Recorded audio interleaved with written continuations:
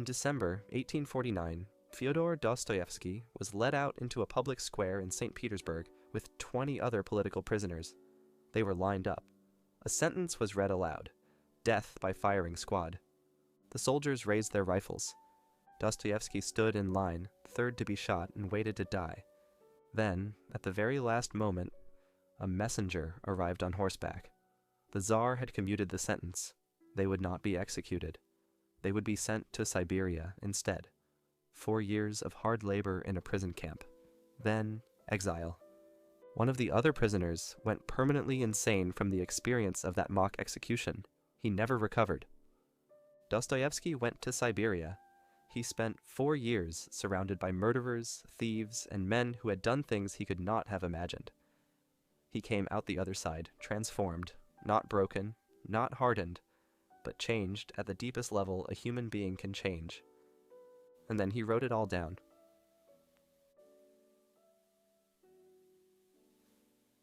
Notes from a Dead House, published between 1861 and 1862, is one of the most unusual books Dostoevsky ever wrote.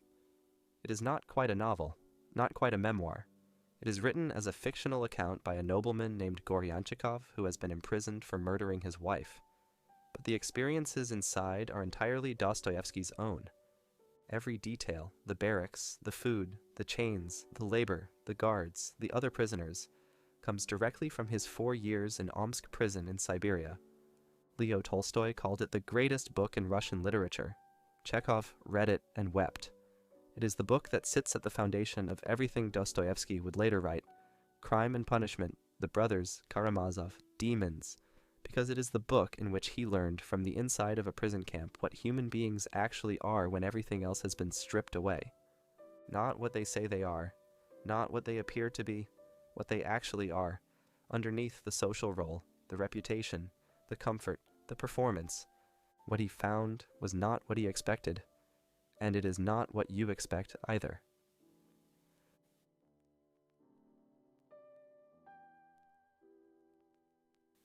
Dostoevsky arrived in Siberia as a young intellectual, educated, idealistic, full of theories about society and human nature that he had developed in the comfort of St. Petersburg drawing rooms. He expected monsters.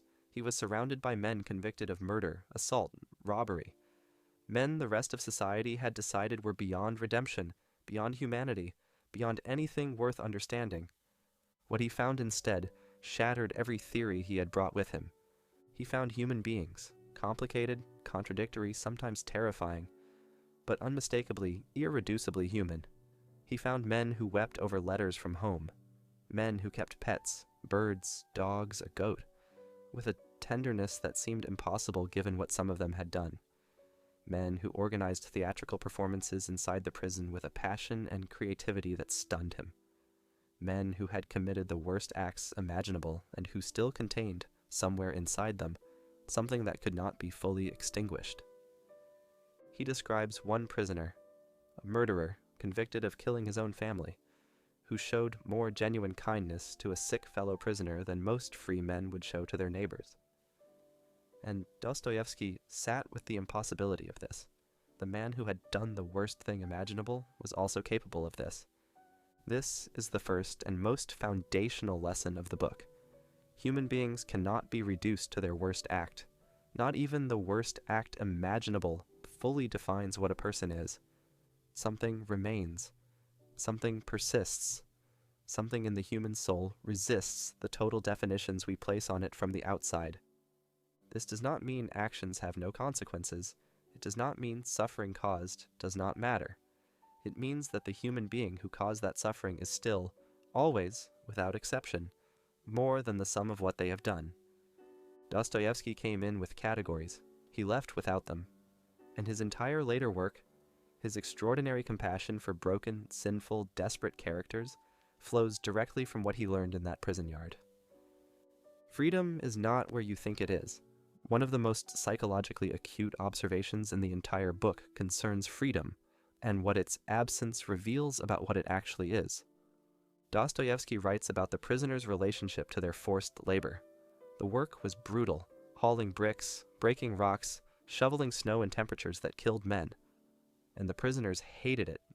not just because it was hard, because it was meaningless, because it was imposed, because it was done under compulsion for no purpose they could see or choose.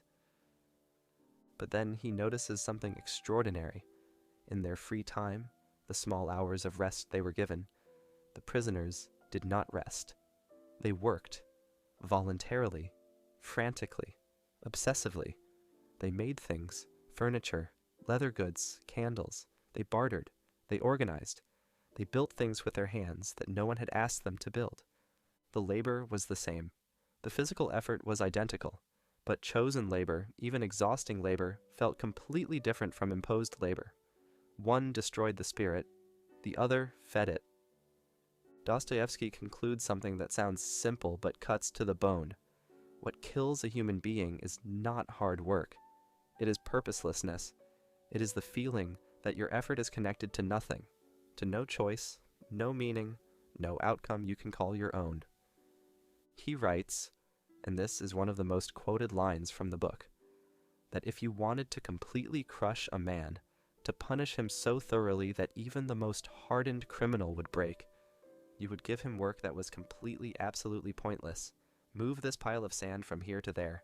Now move it back. No prison, no chains, just meaninglessness. That, Dostoevsky says, would be the most unbearable punishment of all. The lesson for your life is direct. Are you doing work that is connected to something you have chosen? Or are you moving the sand pile back and forth, technically free but imprisoned by purposelessness? The uncrossable wall, and what it teaches about dignity. There is a social dynamic inside the prison that Dostoevsky describes with painful precision, and that has haunted readers ever since. Dostoevsky was a nobleman. In Russian society of the time, this mattered enormously, and inside the prison it mattered in a way he had not anticipated, but not in the way he expected. The other prisoners, peasants, serfs, men from the lowest rungs of Russian society, never fully accepted him, not because they hated him, but because he was different. He had come from a world they had never had access to. He spoke differently, he thought differently, he had read books, and no amount of shared suffering, no amount of sleeping in the same barracks, eating the same food, wearing the same chains, none of it fully closed that gap. Dostoevsky was surrounded by people for 4 years and profoundly, agonizingly alone. He does not write about this with bitterness. He writes about it with something closer to wonder and grief, because what it taught him was something about human dignity that he could not have learned any other way. Every person, even the most degraded, even the most brutalized, even the man in chains convicted of the worst crime, carries inside them an inviolable sense of their own worth, their own particularity, their own difference from everyone else. And when that sense is attacked, when a person is treated as interchangeable, as a category rather than an individual, as a unit of labor rather than a human being, something in them rises up, silently, stubbornly, sometimes violently, but it rises. This is what Dostoevsky called the need for identity, the need to be seen as someone specific, not just a prisoner, not just a nobleman, not just a sinner or a saint, a person. This particular person, with this particular history, who cannot be fully contained by any label placed on them from the outside. It is the same need you feel when you are reduced to your job title, or your diagnosis, or your worst mistake, or your political affiliation. The same stubborn rising up of something that says, I am more than this. You do not have me fully. There is something here you have not accounted for. That something, Dostoevsky found, is what survives everything, even Siberia. Suffering is not ennobling, but it can be transforming. Here it is important to be honest about something, because this book is sometimes misread as a celebration of suffering, as if Dostoevsky is saying, go through enough pain and you will become wise. Embrace hardship and it will make you better. He is not saying this. He is very careful not to say this. He saw what suffering did to many of the men around him. It did not make them better. It made them harder, crueler, more closed, more violent, more defended against the world. Suffering by itself is not a teacher. It is just suffering, and it destroys far more people than it transforms. What Dostoevsky is saying carefully, honestly, from direct experience, is something more precise. Suffering that is met with awareness, with attention, with the refusal to look away from what it reveals. That kind of suffering can transform a person, not the suffering itself, the quality of attention brought to it. He went into prison with theories about people. He came out with knowledge of them, specific, hard-won, irreplaceable knowledge that no amount of reading or thinking could have given him. Because the prison forced him to be present with human beings in their most unguarded, most desperate, most unperforming state, and he chose, actively, daily, at great cost, to pay attention. That is the practice he is describing, not the embrace of pain, the refusal to waste it.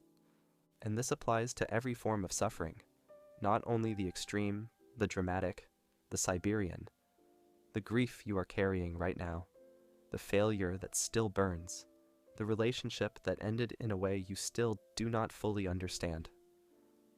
None of it has to be wasted. All of it is offering you something. If you're willing to look at it honestly, to sit with it long enough to hear what it is saying, rather than rushing past it toward the next distraction. What Dostoevsky carried out of the dead house. When Dostoevsky walked out of Omsk prison in February 1854, after 4 years after the chains were finally removed, he knelt down and kissed the ground. He was 32 years old. He had gone in as one kind of writer and one kind of man. He came out as another. Not better in any simple sense, not happier, but deeper, more honest, more capable of seeing what was actually in front of him, rather than what his theories told him should be there. Everything he wrote afterward, the great novels, the psychological masterpieces, the characters who have haunted readers for over a century, came from what he learned in that prison yard, came from the murderers who wept over letters, the thieves who carved beautiful things with their hands, the men society had written off completely who turned out to contain worlds. Notes from a Dead House is not a comfortable book. It is not meant to be. It is a book about what human beings look like when everything comfortable has been taken away. And what Dostoevsky found, what he could not have found any other way, was that even then, even there, even in the dead house, something in the human being persists that cannot be killed. Not optimism, not happiness, not the belief that things will work out. Something older and harder than any of those. Something that has no name except perhaps this, the refusal to stop being human. That is what this book is about. And if you carry one thing from it, carry this. Whatever dead house you are living in right now, whatever prison of circumstance or grief or failure or fear, the thing inside you that is paying attention to these words right now is the same thing that Dostoevsky found in the worst place he had ever been. It is still there. It has not been killed. And as long as it is there, you are not finished. If this reached something in you, share it with one person who needs to hear it today. Drop in the comments. What is the dead house you're trying to walk out of right now? You do not have to name it specifically. Just acknowledge it exists. Subscribe for more books that do not look away from what is hard. And do not pretend life is simpler than it is. See you in the next one.